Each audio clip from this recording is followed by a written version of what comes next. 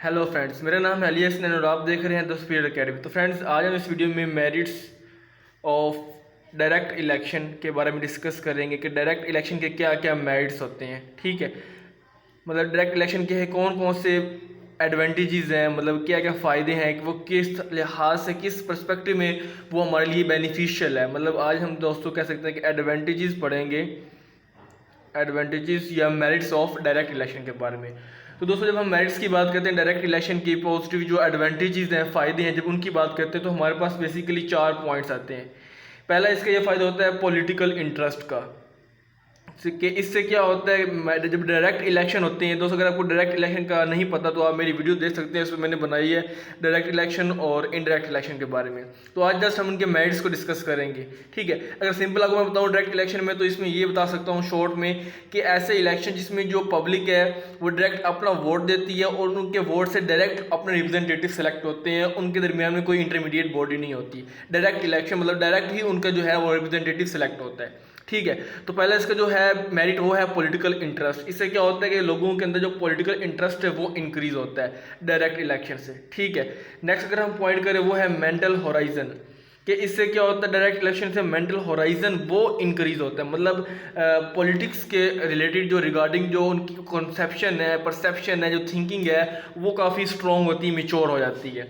ठीक है, थर्ड अगर हम पॉइंट की बात करें वो है effective control of government, effective control of government, कि इससे जो दोस्तों गवर्नमेंट बनती है वो इफेक्टिव होती है, मतलब काफ़ी स्ट्रॉन्ग अच्छी एक गवर्नमेंट बनती है, स्टेबल गवर्नमेंट होती है। लास्ट अगर हम पॉइंट बात करें तो वो है लेस एक्सपोज टू करप्शन। इससे जो दोस्तों करप्शन के चांसेस बहुत कम होते हैं, बहुत कम मतलब इसमें करप्शन होती है।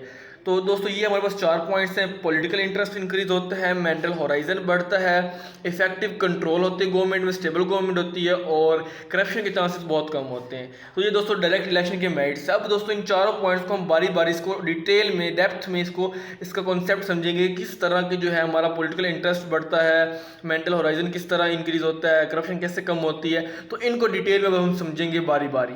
तो फर्स्ट अगर हम देखें तो वो हमारे पास है पॉलिटिकल इंटरेस्ट के बारे में, कि इससे पॉलिटिकल जो इंटरेस्ट है लोगों का डायरेक्ट इलेक्शन के थ्रू वो क्या होता है, इंक्रीज होता है। ठीक है, अब वो कैसे होता है वो हम इसको समझते हैं। तो दोस्तों, जब हम पॉलिटिकल इंटरेस्ट की बात करते हैं तो इसमें ये होता है कि मतलब जब इलेक्शन होते हैं तो इलेक्शन में जो पता है कि डायरेक्ट इलेक्शन हो रहे हैं तो सिटीजन जो है वो खुद ही अपना वोट कास्ट कर रहा है। तो इससे दोस्तों इनका पॉलिटिकल इंटरेस्ट वो स्टिमुलेट होता है, पॉलिटिकल इंटरेस्ट बढ़ता है, क्योंकि जो वोटर होता है वो उस खुद अपना मतलब उसको वोट दे रहा होता है, उसको पता है पॉलिटिक्स के अंदर वो फील करता है।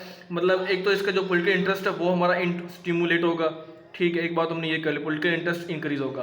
दूसरा अगर हम इसमें देखें तो मतलब ये है कि वोटर फील करता है कि उसके पास भी एक चॉइस है। वोटर के पास क्या है, चॉइस है, मतलब उसकी भी एक शेयरिंग है और उसकी शेयरिंग से उसकी एक वैल्यू है, मतलब गवर्नमेंट बनाने में उसका भी एक बहुत एक इम्पोर्टेंट रोल है। तो वो फिर फील करता है कि वो उसकी अच्छी एक शेयरिंग है, मतलब वॉइस, मतलब उसकी एक कह सकते हैं वॉइस है और उसके पास एक पावर है। ठीक है, थोड़ा जिसके वोट की पावर है, तो इसलिए उसको पता है कि वो डायरेक्टली उन्हीं को सिलेक्ट करेगा जो लॉज बनाएंगे और जो गवर्नमेंट कॉन्स्टिट्यूट करेंगे, गवर्नमेंट को बनाएंगे। ठीक है, तो क्योंकि वो खुद ही अपना वोट डालकर उसी के वोट से ही जो बंदा इलेक्ट होगा या सिलेक्ट होकर आएगा वो लॉ बनाएगा और कॉन्स्टिट्यूट करेगा गवर्नमेंट को। तो इससे दोस्तों पॉलिटिकल इंटरेस्ट बढ़ता है, लोगों के बारे में पता चलता है कि उसकी एक वॉइस है, उनकी एक शेयरिंग है और वो जो बंदों को इलेक्ट कर रहे हैं डायरेक्टली अपने वोट के जरिए, क्योंकि डायरेक्ट इलेक्शन है तो वो उनके लॉज बनाएंगे अच्छे से और गवर्नमेंट को कॉन्स्टिट्यूट करेंगे, गवर्नमेंट एक बनाएंगे। ठीक है, तो इससे ये फायदा होता है। इसके अलावा अगर हम और देखें पॉलिटिकल इंटरेस्ट में तो वो ये होता है कि इस डायरेक्ट इलेक्शन से क्या होता है, डायरेक्ट इलेक्शन से ये होता है कि एक्टिव और जो अलर्ट है वो सिटीजन मतलब बनते हैं लोग। जो सिटीजनशिप होती है, मतलब सिटीजनशिप वो एक्टिव होती है और अलर्ट होती है। एक्टिव एंड अलर्ट सिटीजन्स, जो सिटीजन होते हैं, जो शहरी होते हैं, अर्बन एरियाज में रह रहे होते हैं, तो वो काफ़ी एक्टिव हो जाते हैं, प्रोएक्टिव और अलर्ट होते हैं। उनके बारे में मतलब जो उनकी जो है ना कॉन्शियस वो काफ़ी बढ़ जाता है। Conscious of political rights and duties, मतलब वो पॉलिटिकल राइट्स और ड्यूटीज़ के बारे में काफ़ी कॉन्शियस हो जाते हैं, उनको काफ़ी जो है मतलब आप कह सकते हैं मिच्योर हो जाते हैं, उनके पॉलिटिकल राइट्स कौन से हैं और उनकी पॉलिटिकल जो है वो ड्यूटीज़ कौन सी है। तो ये दोस्तों इससे डायरेक्ट इलेक्शन से ये फ़ायदा होता है, पॉलिटिकल इंटरेस्ट बढ़ता है, लोगों के अंदर वो एक फीलिंग आती है और उनकी कॉन्शियसनेस मतलब उनकी जो आगाही होती है, अवेयरनेस वो बढ़ती है कि उनके कौन कौन से पॉलिटिकल जो हैं वो राइट्स हैं और वो कौन सी ड्यूटीज़ हैं। ठीक है, तो इसके एट द एंड हम ये कह सकते हैं कि इससे क्या होता है कि एक गुड सिटीजनशिप होती है, गुड सिटीजनशिप की जो शहरियत है वो बहुत अच्छी होती है। और इससे क्या होता है लोगों के अंदर एक सिविक सेंस डेवलप होती है, it develops the civic sense. Civic sense मतलब वही है कि जो एक नॉर्मल इंसान को, एक इंडिविजुअल को, जब वो एक सिटीजन एक सिटी के अंदर रह रहा है, एक एरिया के अंदर रह रहा है, तो उसको एक मेच्योरिटी हो, उसके पास एक नॉलेज हो, अवेयरनेस हो कि मैंने किस तरह बिहेव करना, हमारे कौन से पॉलिटिकल राइट्स हैं। तो एक सिटीजनशिप, एक अच्छा सिटीजन बनता है, वो सिटीजनशिप उसके अंदर डेवलप होती है डायरेक्ट इलेक्शन के ज़रिए, और सिविक सेंस उसके अंदर जो है वो डेवलप होती है, जनरेट होती है। नेक्स्ट दोस्तों अगर हम बात करें तो वो हमारे पास था मेंटल होराइजन।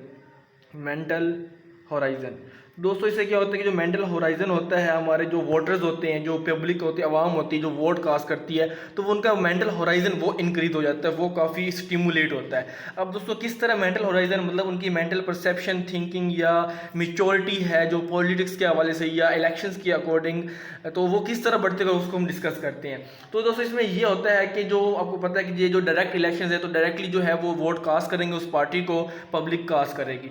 तो इससे क्या होता है कि दोस्तों जो कैंडिडेट्स होते हैं जिन्होंने इलेक्शन जीतना होता है, और उनके जो वर्कर्स होते हैं, कैंडिडेट्स और वर्कर्स, वो करते हैं दोस्तों डायरेक्टली अप्रोच करते हैं, डायरेक्टली अप्रोच द पीपल। तो दोस्तों क्या है वो दोस्तों जो कैंडिडेट्स हैं, जो वर्कर्स हैं, उनकी जो एक पार्टी है वो डायरेक्टली लोगों को अप्रोच करेगी, ठीक है, और उनको अपना जो है ना वो पर्सनल मैनिफेस्टो बताएगी, मतलब अपना एक एम बताएगी, आइडियोलॉजी बताएगी कि ये हमारा आइडियोलॉजी है, इस पर हम काम कर रहे हैं, हम आवाम की खिदमत करना चाहते हैं। तो डॉक्टर वो कंपेन चलाएंगे, जो कैंडिडेट्स हैं वो कंपेन, इलेक्शन कंपेन चलती है तो वो कंपेन चलाएंगे। और इसके अलावा वो क्या करेंगे, वो दोस्तों सोशल पॉलिटिकल और जो नेशनल इश्यूज़ हैं, social political and national problems, वो मतलब बताएंगे आवाम को, पब्लिक जो है उनको बताएंगे कि आपकी ही जो सोशल इश्यूज़ हैं, माशरती, ये पॉलिटिकल सियासी इश्यूज़ हैं, मसले हैं, ये नेशनल प्रॉब्लम्स हैं हमारे मुल्क में, तो जब आप हमें वोट देंगे तो हम इन सबको ख़त्म कर देंगे। तो वो लोगों को अवेयरनेस देते हैं कि ये इश्यूज़ चल रहे हैं, आपको रोटी, कपड़ा, मकान, food, wealth, shelter, employment, medical, education institutions के ये इश्यूज़ चल रहे हैं, बहुत ख़राब है, करप्शन है। तो इस तरह दोस्तों वो क्या करते हैं, लोगों को प्रॉब्लम्स बताते हैं, सोशल प्रॉब्लम्स जो होते हैं, कैंडिडेट्स वो बताते हैं ये सोशल प्रॉब्लम्स हैं हमारी कंट्री के अंदर, ये पॉलिटिकल प्रॉब्लम्स हैं, ये नेशनल प्रॉब्लम्स हमारे मुल्क में चल रही हैं, इस तरह के हमारे जो है टेररिज्म वो काफ़ी बढ़ रहा है। तो किसी तरह के जो होते हैं दोस्तों सारे के सारे वो मतलब लोगों को तकरीर करके स्पीचेस के थ्रू वो बताते हैं, ठीक है, ताकि वो लोगों का दिल जीत सके, लोगों को जो है दिल जीत कर मतलब उनको अपने जो है वो बताकर मतलब बातों में, तो ताकि वो लोग उनसे जो है वो इन्फ्लुएंस हो, लोग उनको अपना वोट दें, उन पर एतमाद करें, बिलीव करें। तो इससे दोस्तों क्या कहते हैं वो सोशल पॉलिटिकल और नेशनल प्रॉब्लम्स वो क्या करते हैं, डिस्कस करते हैं, लोगों को बताते हैं, ताकि जो है वो वोट को जीत सके, वोट विन कर सके या वोट को एक्वायर कर सकें, ठीक है। तो जब दोस्तों जब ये वाला प्रोसेस चलता है, इलेक्शन कंपेन होती है, तो वो बताते हैं ये प्रॉब्लम्स हैं। तो इससे क्या होता है कि जो वोटर होता है दोस्तों वो काफ़ी एजुकेट हो जाता है, काफ़ी उसको जो होता है होराइजन, मेंटल होराइजन वो काफ़ी इंक्रीज हो जाता है, मतलब वास्ट हो जाता है, वसी हो जाता है, उसके जो बारे में जो कंसेप्शन होती है अपनी कंट्री के हवाले से वो काफ़ी जो उससे तो बढ़ जाती है, मतलब वो एजुकेटेड हो जाता है और इनलाइटन हो जाता है। इनलाइटन मतलब उसके काफ़ी जो है मतलब चीज़ें पहलू वो देखता है, गवर्नमेंट के कौन कौन से पर्सपेक्टिव्स हैं, किस तरह ये चल रही है। तो उसको काफ़ी जो है ना डिफरेंट पार्टीज जो होती है, कैंडिडेट्स होते हैं, जब वो अपने इश्यूज़ बताते हैं कि ये हमारे कंट्री में सोशल है, पॉलिटिकल, तो उनको काफ़ी अवेयरनेस होती है, एजुकेशन, एक तरह से उनकी एजुकेशन हो रही होती है, एजुकेट हो रहे होते हैं हमारे वोटर्स और इनलाइटेंड हो रहे होते हैं, ठीक है। तो इससे दोस्तों हमारी एजुकेशन वैल्यू मतलब जो है वोटर्स उनको एजुकेटिव वैल्यू उनकी मिलती है, एजुकेटिव उनकी जो वैल्यू है वो इंक्रीज़ होती है काफ़ी ज़्यादा, और उनका मेंटल होराइजन बढ़ता है। जैसे कि हमने हमारा पॉइंट है, हमारी जो हेडिंग है वो तो दोस्तों इस तरह का उनका मेंटल होराइजन बढ़ता है, उनको जो मेच्योरिटी है गवर्नमेंट के अकॉर्डिंग रिगार्डिंग किस तरह वो काम करती है, कौन कौन से हमारे कंट्रीज में इश्यूज़ हैं, तो जब वो लोगों को पता चलते हैं तो लोग काफ़ी कॉन्शियस हो जाते हैं और अच्छे एक सिटीज़न बनते हैं। तो दोस्तों ये था हमारे पास मेंटल होराइजन के डायरेक्ट इलेक्शन के थ्रू क्या होता है, मेंटल होराइजन बनता है, लोगों की जो परसेप्शन होती है पॉलिटिक्स के इलेक्शंस के अकॉर्डिंग या अपने कैंडिडेट जो होते हैं इन्होंने इलेक्ट किया होता है, अपने वोट दिया होता है, तो काफ़ी उसके बारे में सीरियस हो जाते हैं। नेक्स्ट दोस्तों हमारा जो थर्ड पॉइंट था, जो एक मेरिट था उसका हमारा डायरेक्ट इलेक्शन का था, वो था इफेक्टिव कंट्रोल ऑफ गवर्नमेंट। दोस्तों इससे क्या होता है, इफेक्टिव कंट्रोल ऑफ गवर्नमेंट मतलब जो गवर्नमेंट बनती है वो काफ़ी इफेक्टिव होती है। इफेक्टिव कंट्रोल ऑफ गवर्नमेंट मतलब काफ़ी स्टेबल गवर्नमेंट होती है। अब ये किस तरह होती है दोस्तों, हमें पता है कि जो हम रिप्रेजेंटेशन कर रहे हैं, जो ये इलेक्शन चल रहे हैं, तो ये जो डायरेक्ट इलेक्शन होता है रिप्रेजेंटेशन का एक सिलसिला शुरू होता है। तो इसका मकसद क्या होता है, इसका दोस्तों यही पर्पज़ होता है कि एक रिस्पॉन्सिबल गवर्नमेंट जो है वो एक बनाई जा सके, एक ऐसी गवर्नमेंट हो जो स्टेबल हो, जिससे पूरे कंट्री को चलाया जा सके, पूरे कंट्री को रन किया जा सके। ठीक है, तो इससे दोस्तों क्या होता है, एक इफेक्टिव कंट्रोल ऑफ गवर्नमेंट मतलब रिप्रेजेंटेशन और इलेक्शन का पर्पज़ क्या है, इनका पर्पज़ है रिस्पॉन्सिबल गवर्नमेंट। तो क्या होता है, रिस्पॉन्सिबल गवर्नमेंट ही भी बनती है, रिस्पॉन्सिबल गवर्नमेंट होती है किसके लिए, टू द पीपल, जो कि पीपल को, लोगों के लिए रिस्पॉन्सिबल होती है, जिम्मेदार होती है, जवाबदेह होती है कि ये हमने किया है। तो ये दोस्तों एक पहला हम बात कर रहे हैं इफेक्टिव कंट्रोल ऑफ गवर्नमेंट की, कि जब ये डायरेक्ट इलेक्शन होते हैं तो इससे जो गवर्नमेंट होती है वो काफ़ी स्टेबल होती है, इफेक्टिव होती है, मतलब वो रिस्पॉन्सिबल होती है लोगों को। क्यों, क्योंकि दोस्तों इसमें ये होता है कि मतलब जो आप कह सकते हैं कि डायरेक्ट इलेक्शन होता है, इसमें ये जो हमारा जो है गवर्नमेंट वो रिस्पॉन्सिबल है, मतलब कैसे, क्योंकि रिप्रेजेंटेटिव जो इलेक्ट होकर आए हैं वो डायरेक्ट मतलब उनके वोट से आए ना। लोगों ने डायरेक्ट इलेक्शन में क्या होता है कि लोग अपना वोट कास्ट करते हैं, तो जो रिप्रेजेंटेटिव्स हैं उनको पता है कि रिप्रेजेंटेटिव्स को कि लोगों के वोट से हम आए हैं, तो वो अपने आप को रिस्पॉन्सिबल फील करते हैं कि हम इनके वोट से आए हैं, तो वो फील करते हैं हम रिस्पॉन्सिबल भी हैं इन्हीं को, क्योंकि इन्हीं के वोट से आए हैं और दोबारा भी हमें इनकी वोट की ज़रूरत पड़ेगी। तो इस वजह से एक तो वो लालच भी होता है कि हम दोबारा वोट भी उनसे एक्वायर करना लेना है, और इस वजह से, और वो डायरेक्ट उनकी वोट से ही आए हैं, तो इस वजह से दोस्तों क्या होता है कि वो अपने आप को रिस्पॉन्सिबल फील करते हैं। मतलब हम ये कह सकते हैं जो रिप्रेजेंटेटिव्स होते हैं, रिप्रेजेंटेटिव्स, ठीक है, जो कि लोगों से इलेक्ट हो के आते हैं, इलेक्टेड बाय द पीपल होते हैं, तो वो अपने आप को क्या करते हैं, फील करते हैं रिस्पॉन्सिबल। तो इससे दोस्तों जो गवर्नमेंट क्या होती है, लोगों से बनती है, रिप्रेजेंटेटिव से बनती है, तो वो अपने आप को रिस्पॉन्सिबल फील करते हैं। तो इससे गवर्नमेंट भी क्या होती है दोस्तों, एक इफेक्टिव गवर्नमेंट बनती है, एक काफ़ी एक इन्फ्लुएंशियल, एक काफ़ी पॉजिटिव मतलब एक काम करने वाली वर्किंग गवर्नमेंट बनती है। ठीक है दोस्तों, और इसके अलावा हम बात करें तो जब ये इफेक्टिव गवर्नमेंट बनती है कंट्रोल, इसमें ये पॉइंट भी होता है कि जो रिप्रेजेंटेटिव्स होते हैं वो बहुत ही रिस्पॉन्सिव होते हैं पॉपुलर ओपिनियंस के, मतलब ये रिस्पॉन्सिव बहुत होते हैं, रिस्पॉन्सिव टू पॉपुलर ओपिनियन, कि जो लोगों के ओपिनियन होते हैं उनके बारे में काफ़ी कॉन्शियस होते हैं, उनको सीरियस लेते हैं। पॉपुलर ओपिनियन मतलब जो लोगों की ख्वाहिश होती है, उनकी जो नीड्स होती हैं, उनकी जो विशेज़ होती हैं, उनको वो काफ़ी जो है दोस्तों वो सीरियस लेते हैं, मतलब उनको काफ़ी माइंड में रख के वो अपने डिसीजंस करते होते हैं, ऐसी पॉलिसीज बनाते हैं जो कि उनकी काम है। मतलब वो काफ़ी जो है ना, जो रिप्रेजेंटेटिव्स होते हैं, जो इलेक्शन के थ्रू आते हैं, डायरेक्ट इलेक्शन से इलेक्ट होकर आते हैं, तो वो लोगों की जो विशेज़ होती हैं, जो ख्वाहिशात होती हैं, जो नीड्स होती हैं, उनको अपने माइंड में रखते हैं, उनको सीरियस लेते हैं और लोगों के साथ टच में रहते हैं। They keep them self in touch with the needs of voters, ठीक है, क्योंकि उन्होंने दोबारा री इलेक्शन होना, दोबारा उन्होंने क्या करना है, वोट हासिल करना है।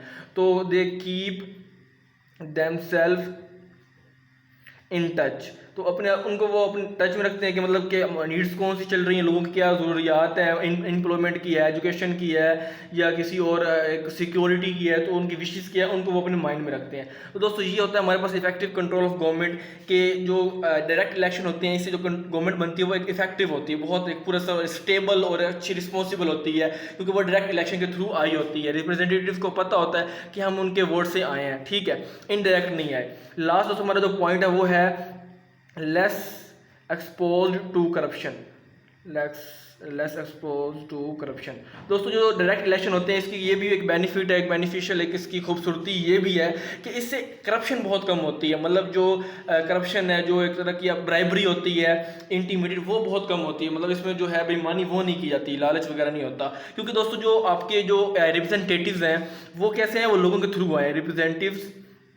रिप्रेजेंटेटिव जो इलेक्ट होके आए या सिलेक्ट वो क्या है, पीपल के जरिए आए हैं। तो दोस्तों इसमें करप्शन मतलब चांसेस बहुत कम होते हैं, क्योंकि इतनी बड़ी आवाम होती है, मतलब इतने ज़्यादा लोग होते हैं एक कंट्री के अंदर, तो आप सबको जो है ना नहीं खरीद सकते, उनको बाय नहीं कर सकते, ठीक है। तो वहाँ फिर ब्राइबरी करना, मतलब रिश्वत देना या इंटीमिडेटेड करना, ब्राइबरी और इंटरमीडिएटेड, मतलब ब्राइबरी रिश्वत देना पैसों के जरिए, ठीक है, और इंटीमिडेटेड उनको डराना धमकाना, तो वो काफ़ी टफ होता है, सब लोगों को आप नहीं कर सकते।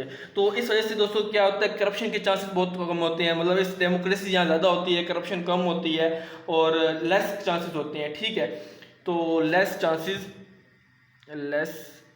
चांसेस ऑफ करप्शन, तो चांसेस करप्शन के बहुत कम होते हैं, क्योंकि आप कैसे, मतलब आपने जो वोट लेना है एक रिप्रेजेंटेटिव ने, तो वो सब जो है वो लोगों से लेकर पूरी पब्लिक से लेनी है, कंट्री के सब लोगों से लेना है, तो सबको आप जो है ना वो नहीं खरीद सकते, या उनको ब्राइबरी के जरिए रिश्वत दी जा सकती है, या कोई इस तरह करप्शन के चांसेस मतलब हो सकते हैं। तो दोस्तों ये हमारा फ़ायदा होता है डायरेक्ट इलेक्शन का। तो दोस्तों ये हमने पढ़ा डायरेक्ट इलेक्शन के बारे में, लेस एक्सपोज टू करप्शन, ये पॉइंट पढ़ा, और इफेक्टिव कंट्रोल ऑफ गवर्नमेंट के बारे में पढ़ा, और इसके बाद हमने जो पहले पढ़ा था जिसमें हमारे पास आई थिंक वो था, अगर हम बात करें पॉलिटिकल इंटरेस्ट के बारे में पढ़ा, पॉलिटिकल इंटरेस्ट बढ़ता है, और इसके अलावा हमने बात की मेंटल होराइजन की। तो ये दोस्तों 4 जो है मेरिट्स होते हैं डायरेक्ट इलेक्शन के जो कराए जाते हैं। तो आपको बताया भी है डायरेक्ट इलेक्शन के बारे में, फिर से बता देता हूँ कि जिसमें लोगों का वोट डायरेक्ट कास्ट होता है, और डायरेक्ट ही वो अपने रिप्रेजेंटेटिव को सेलेक्ट करते हैं या इलेक्ट करते हैं। उनके दरमियान में कोई एक इंटरमीडिएट बॉडी या ग्रुप ऑफ पीपल नहीं होते जो उनको सेलेक्ट करें, उन्होंने डायरेक्ट उनका रब्ता होता है, ये कह सकते हैं कि उनको जो कैंडिडेट है उनको वो दिया जाता है वोट, ठीक है, कहीं और उनका वोट नहीं जाता। तो होप दोस्तों आपको ये वीडियो पसंद आएगी, ये हमारा कॉन्सेप्ट सारा क्लियर हो गया होगा। अगर आपने दोस्तों डायरेक्ट इलेक्शन और इनडायरेक्ट इलेक्शन का देखना कॉन्सेप्ट, तो वो मेरी वीडियो है वो बनाई है, वो भी आप देख सकते हैं। अगर दोस्तों आपको वीडियो अच्छी लगती है तो इसको लाइक करें, शेयर करें और हमारे चैनल को सब्सक्राइब करें। तो दोस्तों मिलते हैं नेक्स्ट वीडियो में, तब तक के लिए गुड बाय।